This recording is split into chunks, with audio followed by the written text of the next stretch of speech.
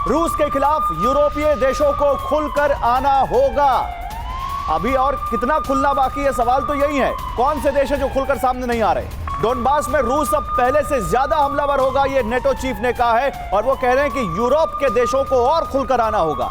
Europe के देश हथियार दे रहे हैं, यूरोप के देश टैंक दे रहे हैं, यूरोप के देश पैसा दे रहे हैं, यूरोप के देश ट्रेनिंग दे रहे हैं। इसके बाद जेंस स्टोल्टनबर्ग के इस बयान का क्या मतलब है, ये समझेंगे अपने एक्सपर्ट से। लेकिन पहले ये देखिए, नेटो के हथियारों से जंग की ज्वाला और तेज हो गई है, ये खबर भी आपको देखनी चाहिए। यूक्रेन को अमेरिका से मिली है सबसे ज्यादा मदद। ब्रिटेन और जर्मनी ने भी यूक्रेन के लिए अपना खजाना खोल दिया है। नेटो देशों से मदद में सैन्य, आर्थिक और मानवीय सहायता शामिल है। यही मैं कह रहा था, अभी नेटो देशों में तो यूरोप के आधे देश शामिल हैं, आधे से ज्यादा शामिल होंगे।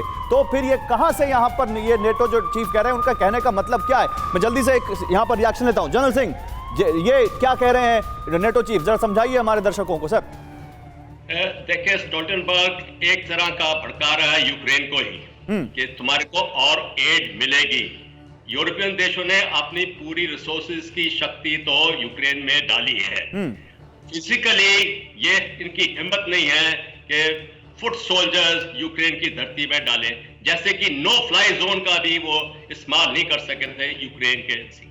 अभी क्या है कि मैं यूरोपियन यूनियन के और भी जाता हूं कि इजराइल को बड़ा प्रेशर पड़ रहा है यूनाइटेड स्टेट्स और यूरोपियन यूनियन से कि यूक्रेन को मदद करें। अगली खबर इजराइल से जुड़ी हुई है। आपने कमिंग अप दे दिया हमारे व्यूअर्स को, लेकिन मैं फिर भी आप अपनी बात पूरी कीजिए, फिर मैं इजराइल वाला एंगल भी दिखाऊंगा यहां पर। तो मैं ये समझता हूं कि जितनी रिसोर्सेज ये दे चुके हैं अभी यूरोपियन यूनियन, वो यूक्रेन को एब्जॉर्ब भी करना है। इक्विपमेंट दे रहे हैं, ट्रेनिंग दे रहे हैं। ट्रेनिंग की तादाद भी उन्होंने बढ़ाई है, 15,000 से 30,000 ट्रेनिंग करेंगे यूक्रेन की उसी समय के अंदर जी। तो उसको यूक्रेन को एब्जॉर्ब करना है और उसके लिए टाइम चाहिए।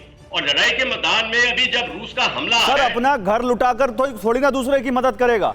कॉमोडोर सिंह, एक रिपोर्ट तो ये तक आई है कि अब जो डिफेंस कंपनियां हैं या जो यूरोपियन कंट्रीज हैं, वो इस बात को लेकर डर रहे हैं कि उनके पास प्रोडक्शन उतना नहीं है जितना यूरोप में हथियार खप गए हैं।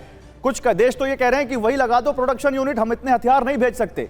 अभी नेटो चीफ जो कह रहे हैं कि खुलकर और मदद करना पड़ेगा, तो क्या यहां पर डिफेंस बजट दोगुना कर दें क्या ये देश? कैसी मदद करें, कितना खुलें? और देखिए गौरव, एक बात हमें समझनी पड़ेगी कि यूरोप के अंदर जितने देश हैं, जैसे इंग्लैंड हुआ, फ्रांस हुआ, जर्मनी हुआ, ये जितने तमाम देश, उसके साथ अमेरिका है और दूसरे इजराइल है, ये जितने देश हैं, इनकी प्रोडक्शन जितनी है उससे बहुत एक छोटी परसेंटेज उसके अंदर यूज की जा रही है।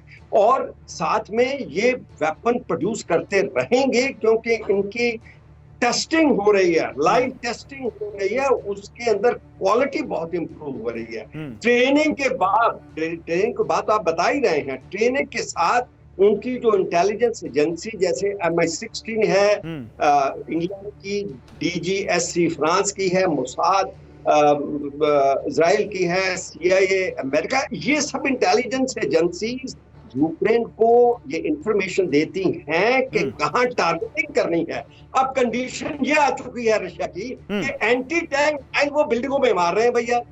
ये कहां की एक सुपर पावर हुई, फिर उनके पास एमुनेशन तो कम हुआ ही है, इसमें दो राय नहीं है। फिर आई एयर सप्रेशन की बात, उनकी डिफेंस, मैं ये शब्द जो है एयर सप्रेशन, उनका एयर डिफेंस को सप्रेस करने की बात पिछले फर्स्ट वीक ऑफ मार्च से सुन रहा हूँ। ये कोशिश, चलिए सर, जो आप कह रहे हैं वो समझ में थोड़ा बहुत तो आ रहा है, लेकिन क्या ये यूक्रेन को समझ में आ रहा है? क्या ज़ेलेंस्की को समझ में आ रहा है? क्या यूक्रेन के लोगों को समझ में आ रहा है कि उनका देश एक लाइव टेस्टिंग ग्राउंड बन चुका है इन यूरोपियन कंट्रीज का, इन पश्चिमी देशों का, जो मदद के नाम पर कहीं ना कहीं अपने वेपन्स को भी टेस्ट कर रहे हैं, आर्म्स इंडस्ट्री को इतना वो फ्लरिश कर रहे हैं उनकी कीमत पर, उनकी जान की कीमत पर, उनके घरों की कीमत पर। यह बड़ी बात है।